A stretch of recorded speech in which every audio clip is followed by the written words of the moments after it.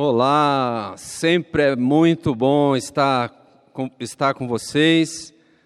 Hoje eu tenho a honra de poder compartilhar com vocês as Escrituras e é muito bom. Quero compartilhar hoje sobre o tema de precaução ou remédio. Se você é na minha faixa etária, talvez você já ouviu falar os seus pais falando para você, quando você ia sair, você ter cuidado, ter precaução, porque se caso acontecesse, se você se machucasse, você ia ter o remédio. E esse remédio era o metiolate, era muito ardido. E às vezes você queria soprar e nem podia soprar, porque o meu pai falava que se você assoprasse, você perdia o efeito. Então você tinha que sentir a dor ali. E talvez se você é mais jovem, a sua mãe já falou para você: filho, leva o guarda-chuva, leva a blusa, porque vai fazer frio. E aí você levava meio contrariado, e você às vezes nem estava frio, estava calor, estava sol, mas você levava, e aí quando você saía da escola, o tempo tinha mudado. Estava frio, às vezes chovendo, e aí valeu aquele esforço de você ter levado esse agasalho, o guarda-chuva, porque aí você podia utilizar. Então, a sua mãe usou a precaução, e você não precisou o remédio, né? Então, você já tinha o guarda-chuva para se proteger e a blusa para se proteger do frio. E depois, eu lembro, saindo algumas vezes de casa e não levando o guarda-chuva, e aí quando eu saio do metrô, aquela chuva. E aí tem um remédio, tem um vendedor lá, vendendo um guarda-chuva para você, e aí você dispõe de um recurso que não estava nos seus planejamentos, né? E aí você compra o guarda-chuva, você não foi precavido. E quando você compra o carro, você vai numa loja e você compra um carro, e você, para sair com esse carro, qual a precaução? Qual a melhor precaução? É você fazer um seguro. Porque se você sai com o carro e há uma colisão com um terceiro, ou o seu carro é furtado, o seu carro é roubado, você vai ter que arcar com um remédio caro muitas vezes e amargo. Então, porque você não usou a precaução. Então, você foi lá e teve que abrir mão de um recurso inesperado, porque você perdeu o seu bem. Mas se você se assegurou, se você teve a precaução, você fica tranquilo. Porque você abriu mão de um recurso para te dar um conforto no futuro. E é esse princípio aqui que eu quero falar hoje, com cada um de nós hoje, falar sobre sacrifícios no presente, para termos benefício no futuro. Então, como o guarda-chuva é sacrificial, sair com ele, mas na hora da crise que chegou, que foi a chuva, você tem como se proteger. Sacrifício no presente, para ter benefício no futuro. E esse princípio a gente coloca em cada área de nossa vida. Várias áreas a gente pode colocar em nossas vidas. Por exemplo, pensando na nossa saúde. A gente sabe que é importante fazer exercício físico, a alimentação, o horário de dormir. Isso é muito importante. A gente sabe os benefícios que traz para a nossa saúde. Então, precaução. É melhor prevenir do que remediar. E aí, para a nossa vida profissional também, no mercado competitivo, estudamos, nos preparamos, se especializamos na área que buscamos. Se você quer prestar um concurso público, você estuda, você põe lá os horários para você cumprir durante a sua jornada no dia a dia, para você estudar, para se preparar para fazer esse concurso, prestar esse concurso. E aí, você se preparou, chegou o dia. E se você se preparou bem, quando chegar o dia, você vai estar pronto para enfrentar esse desafio. Sacrifício no presente e benefício no futuro. Na parte financeira também, exige sacrifício no presente para colher o benefício no futuro. Parte financeira, você vai pensando numa viagem. É legal você guardar recursos. Pensando naquela viagem, pensar na realização dos seus sonhos, sejam eles quais são. É importante você ter essa precaução. É importante você abrir mão de um recurso, de um sacrificar no presente para ter o benefício lá no futuro. Todas essas áreas exigem de nós sacrifícios no presente para ter benefícios no futuro. E vamos estudar hoje sobre um homem que não usou desse artifício. Ele não usou essa precaução. Ele não foi precavido. E lá em Lucas 16, começando no verso 1, eu quero compartilhar esse trecho hoje. Lucas 16, do versículo 1 ao 9, a Bíblia diz: Jesus disse aos seus discípulos: um administrador de um homem rico foi acusado de estar desperdiçando os seus bens. Então, ele o chamou e lhe perguntou: que é isso que estou ouvindo a teu respeito? Preste contas da sua administração, porque você não pode continuar sendo o meu administrador. O administrador disse a si mesmo: meu senhor está me despedindo. Que farei? Para cavar não tenho força, e tenho vergonha de mendigar. Já sei o que vou fazer, para que, quando perder o meu emprego aqui, as pessoas me recebam em suas casas. Então chamou cada um dos devedores do seu senhor. Perguntou ao primeiro: quanto você deve ao meu senhor? 100 potes de azeite, respondeu ele. O administrador lhe disse: tome a sua conta, sente-se depressa e escreva 50. A seguir, ele perguntou ao segundo: e você, quanto deve?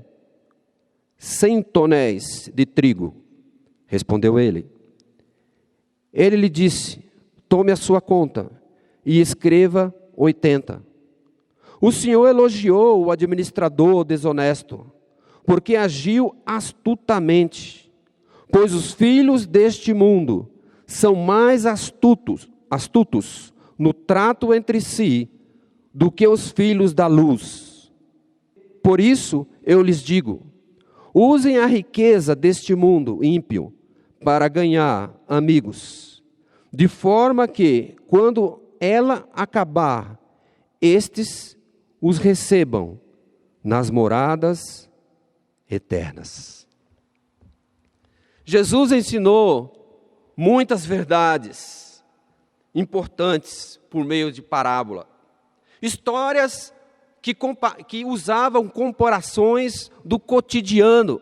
Histórias que usavam comparação do dia a dia para ensinar verdades eternas. Parábolas, histórias de comparações do cotidiano, do dia a dia, para ensinar muitas lições que podemos praticar em nossa vida espiritual. E sempre devemos lembrar que Jesus, ele usou situações do dia a dia para ensinar lições espirituais. E quando ele usou ilustrações de guerra em outra parábola, ele não estava incentivando a cada um de nós a sair guerreando, praticando violência. Não era isso. E quando ele ensina aqui, quando ele fala de um administrador astuto, e quando ele fala que o patrão o elogiou devido à sua astúcia, ele não está aprovando o erro deste homem. Então, que a gente possa entender, e quando ele usou esse exemplo desse administrador, ele não está apoiando de maneira alguma a maldade. E cada parábola, normalmente, ela frisa um foco, um ponto central, onde a gente deve mirar e tirar lições. E erramos quando tentamos atribuir significados como os detalhes que têm menor importância, como aqui nesse caso, o azeite, o trigo, o número 100, o número 80, o número 50, são apenas detalhes para nos levar ao foco principal, ao foco central. E esses pormenores são detalhes que não vai fazer muito sentido focalizar nisso, procurar entender qual o objetivo que Jesus quis mostrar aqui. Mas são apenas detalhes da história para nos levar ao ponto central. E um dos pontos-chave aqui que a gente viu aqui é o versículo 4. Isso é um dos pontos-chave, que ele fala, o pensamento dele, quando ele soube que ia ser demitido. Ele fala, já sei o que vou fazer, para que quando perder o meu emprego aqui, as pessoas me recebam em suas casas. Ele, quando soube dessa notícia que ele ia ser demitido, ele já pensou no remédio. Ele já pensou numa alternativa, ele foi urgente, e a crise chegou aqui, na vida desse homem. E ele pensou num plano de ação, ele pensou numa estratégia, numa alternativa. Ele ia sair do emprego, mas ele estava pensando no remédio, numa alternativa. E ele usou os recursos temporariamente que ele tinha ao seu dispor. E ele começou a pegar esses recursos, e ele começou a negociar os recursos que ele tinha no momento. É melhor prevenir do que remediar. E ele não se preveniu, ele não se precaveu, ele não pensou antes, ele não usou a precaução, guardando parte dos seus recursos, que ele ganhava todos os meses, guardando, fazendo uma reserva, fazendo um pé de meia, para quando a crise batesse, ele tivesse recursos que poderia ajudar por um período de sua vida, até ele encontrar uma outra recolocação. Mas ele não foi, ele não pensou assim. E a crise chegou na vida desse homem. E outra lição importante aqui, que a gente vê, é no versículo 8. Tem uma outra lição que a gente pode aprender. Fala que o Senhor o elogiou o administrador desonesto, porque agiu astutamente. Pois os filhos deste mundo são mais astutos no trato entre si do que os filhos da luz. Como eu já falei, o intuito aqui de Jesus não era apoiar o erro desse administrador. Não era esse o intuito. Mas mesmo esse homem sendo vítima desse administrador astuto, ele admirou a astúcia que ele teve. É evidente que Jesus não apoia a desonestidade. Ele não apoia erros por parte dos seus servos. Mas ele observou que como o mundo está muito bem servido pelos seus seguidores, do que Jesus servido pelos seus discípulos. Ele exalta esse ensinamento, que as pessoas do mundo são mais espertas, estão mais bem servidas pelos seus discípulos do mundo do que Jesus servido pelos seus. Por isso que ele fala que esse homem agiu com esperteza. Ele foi astuto. E as metas entre um não cristão e um cristão são totalmente opostas. São metas distintas. Mas os cristãos são mais diligentes. Os não cristãos, segundo aqui, esse versículo 8, os não cristãos são mais diligentes em cuidar das coisas do dia a dia, do mundo, do que os cristãos em cuidar das coisas espirituais. Isso é o que eu aprendo aqui, é o que ele quis mostrar aqui. Isso é o que mostra esse versículo 8. E astuto, uma das definições de astuto, uma pessoa que não deixa enganar, que não deixa ludibriar. Isso é uma das definições de astuto. E o patrão admirou a astúcia desse homem. Em Mateus 10, 16, a gente vê um outro ensinamento de Jesus que ele usa essa mesma palavra. Em Mateus 10, lá no versículo 16, a Bíblia diz assim, Mateus 10, versículo 16: Eu os estou enviando como ovelhas entre lobos. Portanto, sejam astutos como as serpentes e sem malícia como as pombas.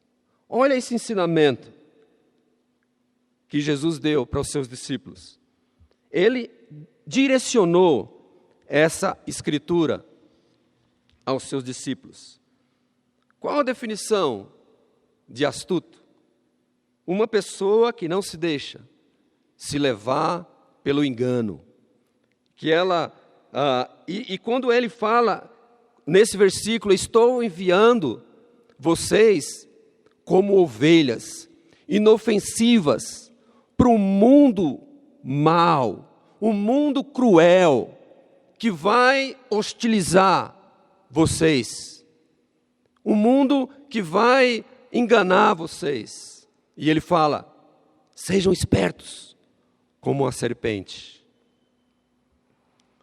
Sua inocência não será a sua proteção. A sua inocência não será o seu escudo, mas a esperteza como uma serpente.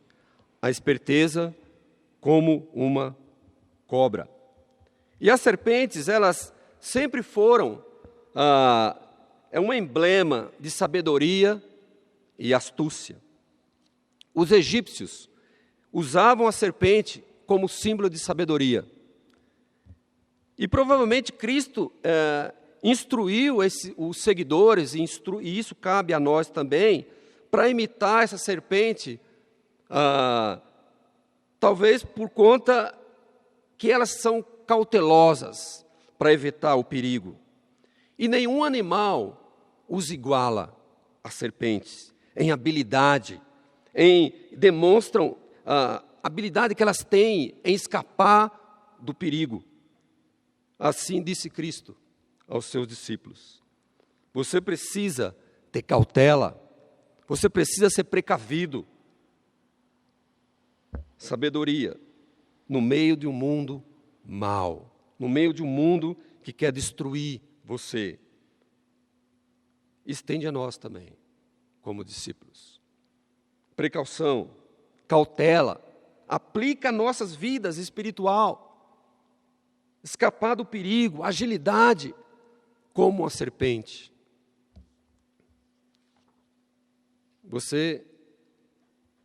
Como você está nessa área? Como você tem pego? Como é isso para a sua vida? O perigo da desonestidade, o perigo da imoralidade, o perigo das ilusões do mundo. Cautela, precaução, para evitar os perigos que a vida desse mundo coloca no nosso caminho. Como temos enfrentado isso? Sabe, tudo isso faz parte de um treinamento espiritual. Nós estamos num treinamento espiritual.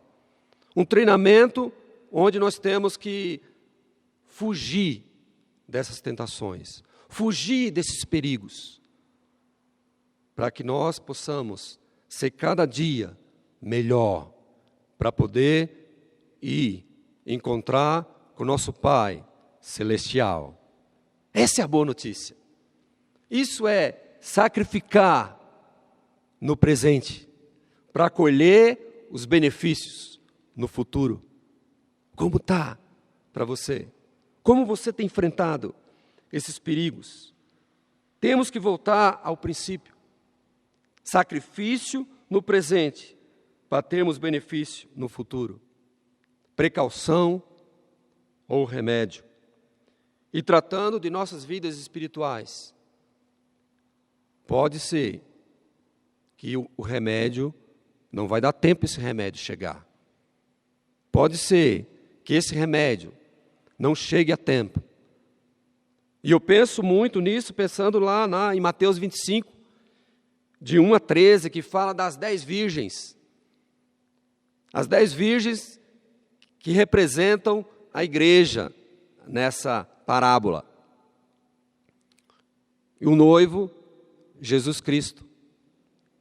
E nessa parábola diz que 5 foram preparadas, cautelosas, com óleo, com azeite. E 5 delas não foram preparadas. E aí esse noivo chega meia-noite, um horário inapropriado para o noivo chegar numa cerimônia. Mas o noivo chegou. E essas mulheres que não vieram preparadas, saíram atrás de óleo, num horário inapropriado. Imagina que você vai encontrar aberto meia-noite. E elas saíram atrás de óleo. E quando voltaram, encontraram as portas fechadas. Sabe? Precaução ou remédio. O administrador, ele teve a chance de remediar. Talvez, pensando na nossa vida espiritual, o remédio pode não chegar a tempo. Então nós devemos se preocupar na precaução, sermos precavidos. E só lembrando, lá em Lucas 16, no versículo 1, Jesus estava direcionando a mensagem aos discípulos. Haviam várias pessoas ouvindo esse ensinamento, mas Jesus estava com foco nos discípulos. O enfoque era os discípulos. Você que é um discípulo, você pegou a visão que cabe a nós também estarmos preparados, cuidando da nossa alma, da nossa vida espiritual. Esse administrador usou recursos alheios. Ele chegou, a crise bateu a porta dele e ele não estava preparado, ele não se precaveu. E ele usa recursos alheios que não eram dele.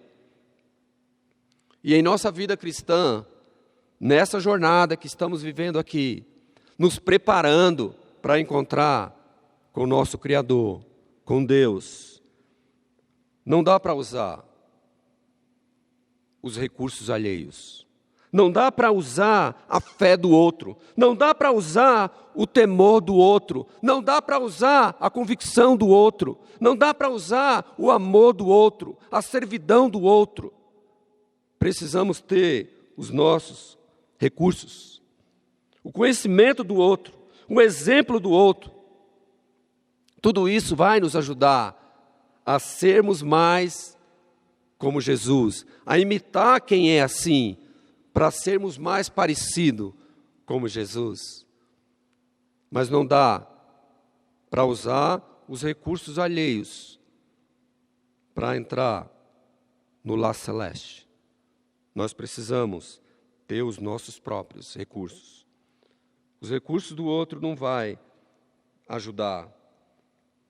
E esse administrador, ele usou o recurso de seu patrão para poder beneficiar os seus devedores, para ele ter depois a quem procurar quando ele perdesse o emprego. Então ele usou os recursos alheios. O administrador, enquanto tinha o controle das contas do seu patrão, negociou as obrigações para poder, reduzindo as dívidas, para poder ser beneficiado lá na frente. E ele não fez isso porque ele gostava do seu patrão. Ele fez isso pensando nele, pensando em si próprio. E outra lição importante aqui, nessa parábola de Lucas 16, é o versículo 9. É uma outra lição. Na minha opinião, eu acho a lição principal, que ele fala assim: por isso, eu lhes digo, usem a riqueza deste mundo ímpio para ganhar amigos, de forma que, quando ela acabar, estes os recebam nas moradas eternas. Esse trecho aqui, eu acho a lição principal. E a lição aqui é clara. Devemos usar a nossa riqueza, a nossa influência, a nossa posição. Devemos usar tudo isso aqui na terra, de maneira que vai ajudar o outro a chegar perto de Deus. Nossos carros, nossas casas, usar para ganhar pessoas, para servir o próximo, para ajudar as pessoas. E Jesus ensina que devemos usar esses recursos, que controlamos temporariamente, porque um dia isso só está emprestado para nós, não vamos levar nada. Então o que temos temporariamente, que Deus nos permitiu ter, que podemos usar essa riqueza para ajudar outros, para ganhar pessoas, para ajudar pessoas. E nós devemos estar tão determinados em assegurar a nossa salvação, como esse administrador estava em ganhar o espaço dele, depois que ele perdesse o emprego. A mesma determinação que ele tinha usando os recursos alheios, nós devemos usar os nossos, para poder ganhar pessoas, para levar o maior número possível conosco. Essa é a nossa missão que Jesus nos dá. Pessoas do mundo sempre planejam o futuro. Pessoas que estão vivendo o seu dia a dia, elas sempre estão planejando o seu futuro, fazendo seguros, escolhendo as melhores escolas para os seus filhos, os melhores planos de saúde. E isso é ótimo. Isso é importante. Mas tudo isso é muito importante. Mas será que nós, como cristãos, estamos atentos ao futuro de nossas almas? O que você tem pensado nessa crise? Sabe, nessa crise eu tenho pensado muito na fragilidade de nossas vidas. E isso tem me dado tanta gratidão. Pensar na igreja, pensar nas amizades que nós temos, a falta que isso faz para nós. Sabe, cada domingo você recebe uma mensagem, isso é ótimo, a gente ouvir a mensagem de Deus, mas é muito importante a gente criar a nossa convicção, a nossa ação para poder estar perto de Deus e estar bem quando a crise chegar. Porque essa crise, as crises vêm e voltam em nossas vidas. Essa é apenas uma. Você está saindo dessa crise com mais gratidão, pensando nessas coisas que nós hoje não estamos tendo a oportunidade de estar juntos. Sabe, isso faz a gente pensar, tem feito pensar bastante. Mas o interessante aqui é que a crise chegou na vida desse homem, ele não estava preparado, mas uma coisa interessante aqui é que ele não chorou, ele não se lamentou, mas ele encarou a realidade. Ele encarou a realidade e começou a se preparar. Tardio, mas se preparou. E muitas vezes não temos como mudar os fatos das nossas vidas. Essa crise não é culpa sua, não é culpa minha, mas está aí. Agora tem crises que tem culpa nossa. E se a gente tem essa precaução, vai nos ajudar nesse treinamento para estarmos com o nosso Deus um dia. Mas o mundo celestial não tem lugar para lamentadores. O mundo celestial não tem lugar para chorões. E esse homem não foi. Ele agiu rápido, embora sendo coisas do mundo, coisas do interesse dele, ele agiu rápido. Ele foi bem rápido. Ele utilizou as oportunidades que restava na sua mão, que tinha, era o que ele tinha naquele momento, para preparar casas futuras. O que o administrador fez não foi correto, foi errado, foi desonesto, mas demonstra alguns princípios deste mundo que se aplica ao nosso relacionamento com Deus, ao nosso estar com Deus. Algumas lições que a gente pode aprender. Ele teve previsão do tempo. Ele prevê o tempo. Ele viu que ele ia perder o emprego e ele prevê o futuro como ia ser. A busca, até a recolocação do outro. Ele refletiu bem como seria o futuro depois de perder esse emprego. E ele teve planejamento, ele teve ação. E ele fez o que estava ao alcance dele naquele momento. E o mesmo podemos fazer em relação à nossa vida espiritual. Outra lição que a gente pode aprender aqui desse homem é que ele caiu na real. Ele percebeu a seriedade da situação e enfrentou. De uma maneira desonesta, mas ele enfrentou. E outra lição que a gente pode aprender aqui, é que ele teve urgência. Ele aprendeu na hora. Ele bolou um plano e ele seguiu esse plano. Precaução ou remédio. Pensando em nossa vida espiritual, é mais inteligente sermos precavidos. Pensando na nossa vida espiritual, é mais inteligente usar a precaução de um seguro para tirar o seu automóvel. Abrir mão de um recurso que você tem para ter a tranquilidade futura. Sacrifício no presente, para ter benefício no futuro. É assim com nossa vida espiritual também.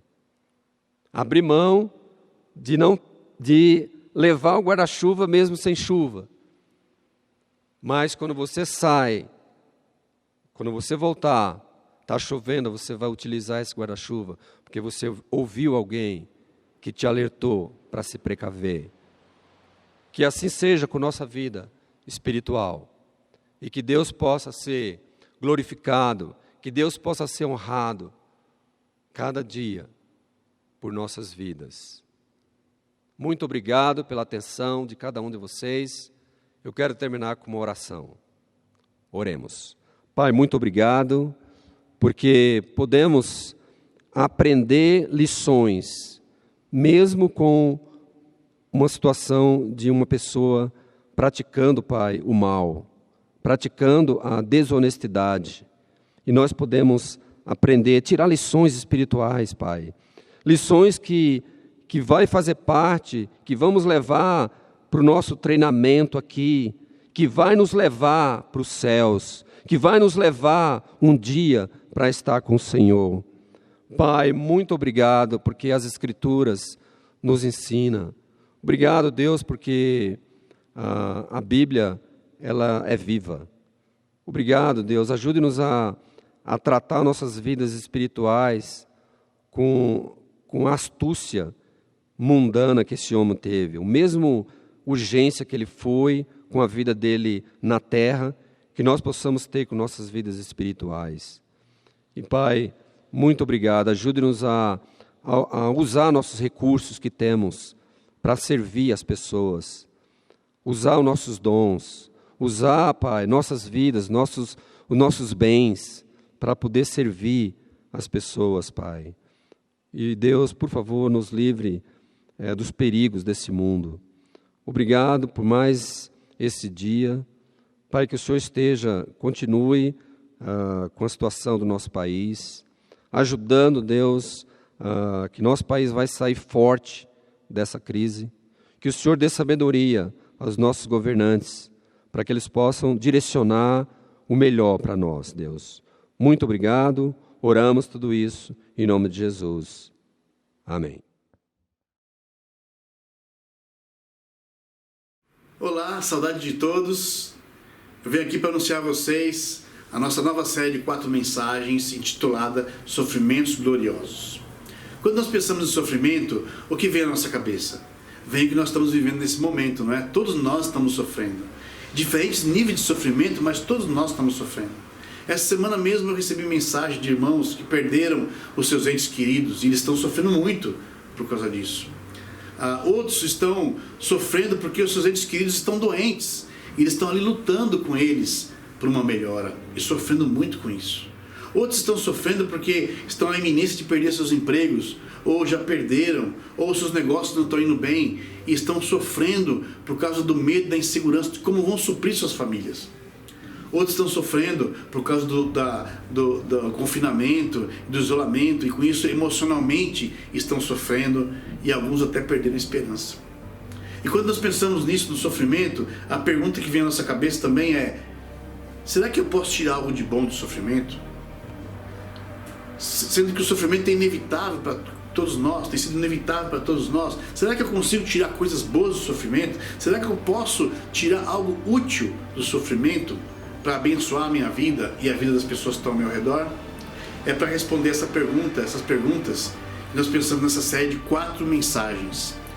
A ideia é estudarmos a vida de homens comuns na Bíblia, que conseguiram conduzir o sofrimento deles, que sofreram muito, e conseguiram conduzir o sofrimento deles por um caminho que abençoou a vida deles e a vida de muitos ao seu redor. E a ideia é nos inspirar com a história deles. Então, no próximo domingo, já vamos começar a primeira mensagem, intitulada Sofrimento que Fortalece, e a ideia é nos inspirarmos com a vida de Abraão. A segunda mensagem, Sofrimento que Transforma, e vamos nos inspirar com a vida de Jacó. A terceira mensagem, Sofrimento que Abençoa, e vamos nos inspirar com a vida de José. E a última mensagem, Sofrimento que Liberta, e vamos nos inspirar com a vida de Moisés. Então convido todos a estarem lá, convide seus amigos e seus familiares, não percam, próximo domingo. E um ótimo domingo a todos para vocês, com as suas famílias, após esse culto. Muito obrigado.